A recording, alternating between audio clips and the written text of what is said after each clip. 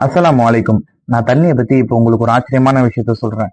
இதை நீங்க கேட்டதுக்கு அப்புறம் உங்களுக்கு தண்ணிக்கு மேல இருக்கிற மரியாதை இப்ப இருக்கிறத விட அதிகமாகும். நாம இப்ப உயிர் வாழணும்னா இந்த தண்ணி ஒரு முக்கியமான பொருளா நம்மளுக்கு தேவைப்படுது. ஆனா இந்த தண்ணி இந்த உலகத்திலேயே உருவானதா இல்ல இந்த உலகத்துக்கு கொண்டு வரப்பட்டதா? ஆய்வாளர்கள் இந்த ஆராய்ச்சியை மேற்கொள்ளும் போது அவங்க என்ன சொல்றாங்கன்னு பாத்தீங்கன்னா, 400 கோடி வருஷத்துக்கு முன்னாடி பூமின்ற ஒண்ணு நெருப்பு பந்து போல இருந்தது.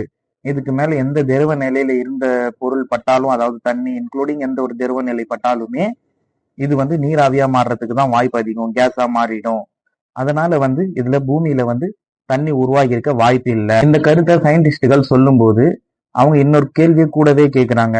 அப்போ தண்ணி எங்க இருந்து வந்திருக்கும்? இப்படி அவங்களுக்கு கேள்வி எழும்போது அவங்களுக்கு கிடைக்கிற பதில் என்னவா இருக்கு அப்படின்னு பாத்தீங்கன்னா, 2011 யூரோப்பிய விஞ்ஞானிகள் கன்ஃபார்ம் பண்றாங்க. இந்த தண்ணி ஆஸ்ட்ராய்டுகள் மூலியமா தான் வந்திருக்கணும். அதாவது விண்கற்கள் மூலியமா வந்திருக்கணும். அப்படின்னா காமெட்ஸ், நீரை சுமந்து கொண்டிருக்கிற காமெட்ஸ், வால் நட்சத்திரங்கள், அதன் மூலியமா வந்திருக்கணும் அப்படின்றது சயின்டிஸ்டுகள் மேற்கொள்றாங்க. இதை நாசா விஞ்ஞானிகளும் ஒத்துக்கிறாங்க.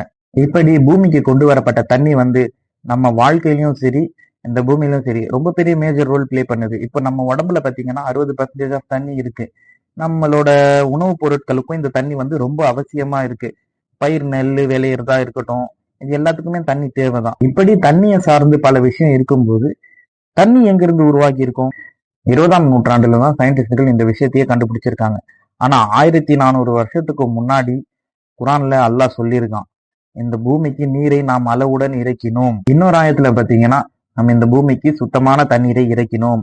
இங்க அல்லாஹ் என்ன குறிப்பிடுறான்னு பாத்தீங்கன்னா, இறக்கினோம் அப்படின்ற விஷயத்த மட்டும் தான் குறிப்பிடுறான். ஆனா இங்க உருவாக்கினோம் அப்படின்ற விஷயம் இல்ல. இன்னொரு ஆயத்துல அல்லாஹ் குறிப்பிடுறான், தண்ணி அல்லாஹ்வுடைய ரஹ்மத்து. இதை நம்ம வீணடிக்க கூடாது. இதை நம்ம பாதுகாக்கணும்.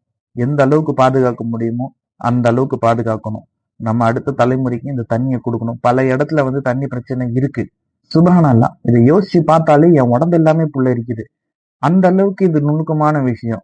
இந்த விஷயம் 20ஆம் நூற்றாண்டுல தான் இந்த சயின்டிஸ்டுகள் கண்டுபிடிச்சிருக்காங்க. ஆனா 1400 வருஷத்துக்கு முன்னாடி எழுத படிக்க தெரியாத ஒரு நபர் சொல்லியிருக்காங்க. அதுதான் நம்ம முஹம்மது ரசூலுல்லாஹ். அவங்க சொல்லியிருக்காங்க அல்லாஹ்வுடைய அருளால. அவங்க சொல்லியிருக்காங்க. எப்படி சொல்லியிருக்க முடியும்? இதோடைய அல்லாஹ்வுடைய வார்த்தை தானே. சோ இந்த விஷயத்த கொஞ்சம் டீப்பா சிந்திச்சு பாருங்க. இதை மற்றவங்களுக்கும் ஷேர் பண்ணுங்க. இந்த பூமியில தண்ணி இறக்கப்பட்ட மாதிரியே இன்னொரு விஷயமும் இறக்கப்பட்டிருக்கு. அது என்னன்னு தெரியும்னா கமெண்ட் பண்ணுங்க. அப்படி இல்லைன்னா நாளைக்கு அதை பத்தின வீடியோ போடுறேன். அஸ்ஸலாமு அலைக்கும்.